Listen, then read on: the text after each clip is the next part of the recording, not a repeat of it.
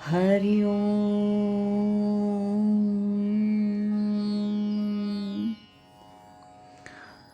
सार्थक वाटे झाली या वेचाचे, जीवनगाथा एका तपस्विनीची. या शीर्षकांतर्गत पूजनीय स्वामीभक्त डॉक्टर सुषमाताई वाटवे यांच्या संकलित आत्मवृत्ताचं वाचन आपण ऐकत आहोत. आज ऐकूया यातील प्रकरण 5, सद्गुरू कृपेचा परिसस्पर्श, याचा भाग 40. आनंद यात्रेत मुलांच्या वागण्याबद्दल तक्रार वजा एक पत्र स्वामींच्या हाती आलं. स्वामींना ते आवडलं नाही. माझ्याशी बोलताना आपलं स्पष्ट मत स्वामींनी व्यक्त केलं. ते म्हणाले, ज्यांनी कुणी हे पत्र लिहिलं ती दृष्टी बरोबर नाही. ही छिद्रान्वेषी दृष्टी आहे. अशी दृष्टी ठेवली तर आपल्याला काम करायला कुणी माणसं मिळणार नाहीत. मग रहा एकटे आणि करा काय ते. दुसऱ्याचे दोष पाहताना आपल्यात काय कमी दोष आहेत? माझे मज कळो येती अवगुण, असं संत म्हणतात. आपले दोष पाहून ते काढण्याचा प्रयत्न करावा. दुसऱ्याचे दोष पाहण्याची एकदा सवय लागली की आपण साधनेत खाली येतो. संत कदापिही कुणाचे दोष पाहत नाहीत. त्यांना दोष दिसत नाहीत असं नाही, पण ते त्या दोषांकडे दुर्लक्ष करून गुण तेवढे पाहतात आणि प्रत्येकातील बारीकसा गुण देखील मोठा करून सांगतात. आपल्याला जर जगात काही कार्य करायचं असेल तर अशी माणसं मिळवली पाहिजेत. शिवाजी महाराजांनी जे कार्य केलं ते पाहिलं तर लक्षात येईल. तानाजी मालुसरेचं शौर्य, धैर्य त्यांनी पाहिलं. तो तंबाखू खातो म्हणून त्याला सोडलं नाही.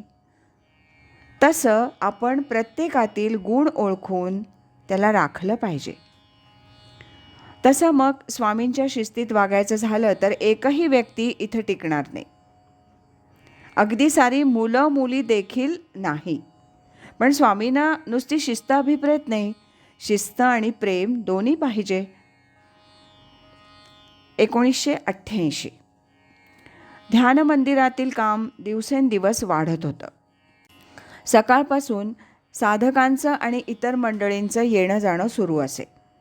त्यामुळे मला लेखनाला वेळ कमी पडू लागला. म्हणून मी स्वामीजींना म्हटलं, आता बरीच तरुण मंडळी येतात, त्यातली काही मंडळी निवडून त्यांच्याकडे एक एक काम सोपवायला हवं. म्हणजे कामाची विभागणी होईल आणि मंडळी तयार होतील. स्वामीजी म्हणाले, मी देखील तोच विचार करतोय. तसं मी या मुलांना सांगतो. त्याप्रमाणे कामाचे विभाग पाडून कोणी कोणत्या विभागात काम करावं याची यादी तयार करण्यात आली. त्यात ग्रंथलेखनाचं काम माझ्याकडे आलं. आणखी 3 नावं माझ्याबरोबर काम करण्यासाठी देण्यात आली. ती नावं पाहून मला नवल वाटलं. मी दुसऱ्या दिवशी स्वामीजींना म्हटलं, या व्यक्तींबरोबर ग्रंथलेखनाचं काम करणं अवघड आहे.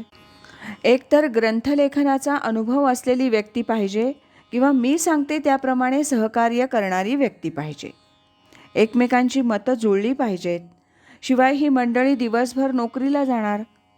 त्यांचे माझे विचार भिन्न आहेत असा आतापर्यंतचा माझा अनुभव आहे. तेव्हा जलद काम करणं कठीण आहे. स्वामीजींशी चर्चा करून असा निर्णय घेतला गेला की सध्या तरी मी लेखन करावं, स्वामीजींना वाचून दाखवावं आणि ग्रंथ छपाईस द्यावा. प्रूफ तपासणं, मुखपृष्ठ, रंग, सर्व गोष्टी आम्ही दोघांनीच कराव्या. म्हणजे ग्रंथ लवकर प्रकाशित करणं शक्य होईल.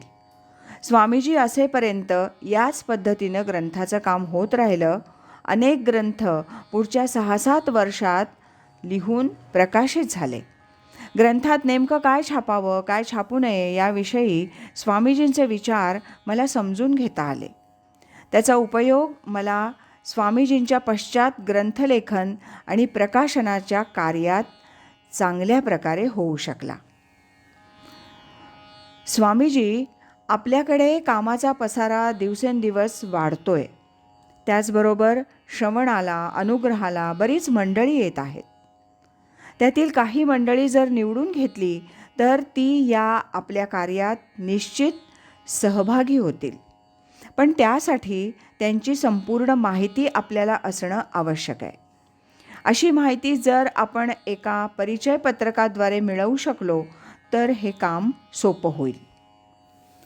माझी ही कल्पना मी स्वामीजींच्या कानावर घातली. त्यांना ती पसंत पडली.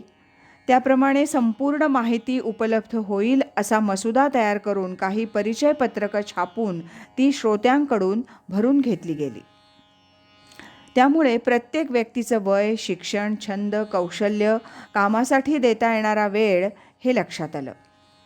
अनेकांची वैयक्तिक परिचय वाढला. काही कार्यकर्ते मिळाले. स्वामीजींच्या पश्चातही आमच्या नवीन उभारलेल्या कार्यात ही परिचय पत्रकाची कल्पना आम्हाला निश्चितच उपयुक्त ठरली. आमचं काम लहान प्रमाणावर असलं तरी त्यातील एक एक विभाग समर्थपणे सांभाळणारी मंडळी मिळत गेली. आता त्या सर्वांना एका प्रेमाच्या, सेवाभावाच्या सूत्रात बांधून हे स्वामी कार्य पुढे चालू ठेवणं हे चातुर्याचं, कौशल्याचं काम आहे. अशी नेतृत्व करणारी सर्व गुणसंपन्न व्यक्ती मिळणं हे अवघड आहे. स्वामीजी म्हणत, अनुयायी पुष्कळ मिळतील, पण त्या सर्वांचे स्वभाव, पात्रता लक्षात घेऊन त्यांच्याकडून आपल्याला अपेक्षित कार्य निस्वार्थ बुद्धीनं करून घेणं अवघड आहे. स्वामी माधवनाथांनी हे अवघड कार्य वर्षानुवर्ष करून दाखवलं. हे त्यांचं खरं कौशल्य आहे. आज इथेच थांबूया. यानंतरचा 41वा भाग आपण उद्या ऐकूया. अखंड करी सोहम ध्यान, कृतार्थ जीवन होय त्याचे. हरि ओम तत्सत.